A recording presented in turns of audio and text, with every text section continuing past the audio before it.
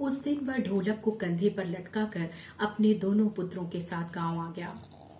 गांव के लोगों ने गांव के एक छोर पर उसे एक झोपड़ी बांधकर दे दी। वहीं रहकर वह नौजवानों और चरवाहों को कुश्ती सिखाने लगा।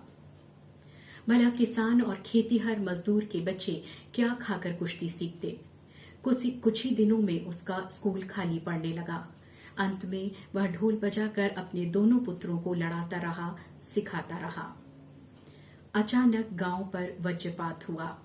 पहले अनावृष्टि, फिर अन्न की कमी और उसके बाद मलेरिया और हैजे ने मिलकर गांव को भूनना शुरू किया। गांव प्रायः सूना हो गया था। घर के घर खाली हो गए थे। रोज 2-3 लाशें उठने लगी थीं। गांव में खलबली मची हुई थी। सूर्योदय होने पर तो लोग कांखते कूंखते अपने घरों से निकलकर एक दूसरे का हाल पूछ लिया करते थे, लेकिन सूर्यास्त होते ही वे अपने झोंपड़ों में घुस जाते थे। उनके बोलने की शक्ति भी जाती रहती थी। रात्रि की भीषणता को सिर्फ ताल ठोक कर ललकारती रहती थी पहलवान की ढोलक।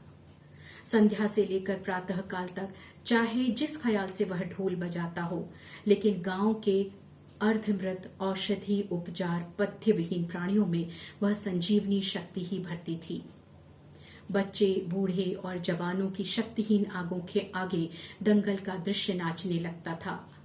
स्पंदन शक्ति शून्य स्नायुओं में बिजली कौंध जाती थी। अवश्य ही ढोलक की आवाज में ना तो बुखार हटाने का कोई गुण था और ना ही महामारी की सर्वनाश शक्ति को रोकने की शक्ति ही। लेकिन फिर भी मरते हुए प्राणियों को अंत समय में तकलीफ नहीं होती थी। वे मृत्यु से डरते नहीं थे। जिस दिन लुट्टन के दोनों पुत्र क्रूर काल की चपेटाघात में पड़े, दोनों ने छटपटाते हुए कहा था, बाबा उठा पटक दो वाला ताल बजा दो। चटाक चटधा सारी रात ढोल पीटता रहा था पहलवान। बीच बीच में पहलवानों की भाषा में उन्हें उत्साहित भी करता रहा। अगले दिन उसने देखा कि उसके दोनों पुत्र जमीन पर निस्पंद पड़े हैं। उस दिन उसने राजा श्यामानंद की दी हुई रेशमी जांघिया पहनी, शरीर पर मिट्टी मलकर कसरत की और फिर दोनों पुत्रों को कंधे पर लाद कर नदी में बहा आया। लोगों ने सुना तो दंग रह गए। कितनों की तो हिम्मत ही टूट गई। अगली रात्रि ढोलक की आवाज फिर सुनाई दी।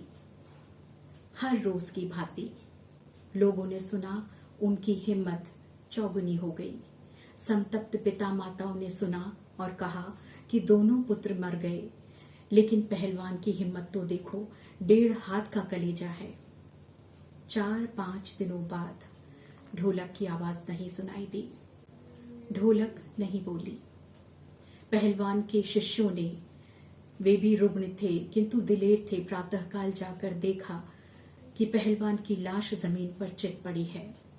उनमें से एक शिष्य ने कहा कि गुरुजी कहा करते थे कि जब मैं मर जाऊं तो चिता पर मुझे चित नहीं, पेट के बल सुलाना, क्योंकि जिंदगी में मैं कभी चित नहीं हुआ, और चिता सुलगाने के समय ढोलक बजा देना। इसके आगे वो कुछ कह नहीं सका। आपने ये कहानी सुनी। इस कहानी के अंत में भूख और मौत के रूप में आए षड्यंत्र अजय लुट्टन की भरी पूरी पहलवानी को फटे ढोल की पोल में बदल देते हैं। और इस त्रासदी में लुट्टन हमारे समक्ष कई सवाल छोड़ जाता है कि क्या वह पोल पुरानी व्यवस्था की है या नई व्यवस्था की? क्या लोक कला की प्रासंगिकता व्यवस्था की मुखापेक्षी है या उसका कोई स्वतंत्र मूल्य भी है? और मनुष्यता की साधना और जीवन सौंदर्य के लिए लोक कलाओं को प्रासंगिक बनाए रखने के लिए हमारी क्या भूमिका हो सकती है? निश्चय ही प्रश्न अभ्यास हल करते समय हम इन सभी सवालों के जवाब अवश्य ढूंढेंगे। लेकिन आज की कक्षा में इतना ही। धन्यवाद।